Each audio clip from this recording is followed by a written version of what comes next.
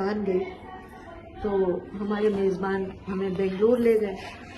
بنگلور میں ہم دیکھا، بہت اچھا لگا. پھر کسی نے کہا بھائی یہاں تو میسور بھی قریب ہے تو وہاں بھی چلے.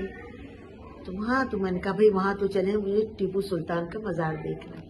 ہم وہاں پہنچے تو وہ مزار ہی اتنا خوبصورت، سیدھا سادہ، بڑا اچھا. اور وہاں مزار میں سندل کی بڑی گھنی خوشبو.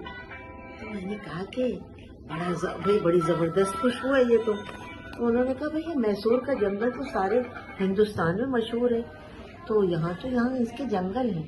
میں نے ڈرائیور سے پوچھا، میں نے کہا تم مجھے میسور کا جنگل دکھا دو گے؟ اس نے کہا ہاں باجی، گھنٹے سے کم لگے گا آپ کو لے جاؤ. میں چلی گئی. بڑی خوشی سے میں نے دیکھا درخت ایک دوسرے کے ساتھ ملے جلے کھڑے تھے. خوشبو نہیں ہے. میں نے دیکھا کہ ایک مالی سا بیٹھا ہوا ہے کہ اس کے ساتھ ایک جوان لڑکا ہے اور ایک بوڑھا آدمی ہے. میں اس کے پاس گئی. میں نے کہا بھائی ایک بات بتاؤ، یہ سندل کا جنگل ہے اور یہاں خوشبو نہیں ہے. تو وہ ہنسنے لگا. اس نے کہا ماں جی آپ کو یہ بات نہیں کہنا چاہیے. میں نے کہا کیوں؟ میں نے کہا آپ کو نہیں معلوم، میں بتاتا ہوں.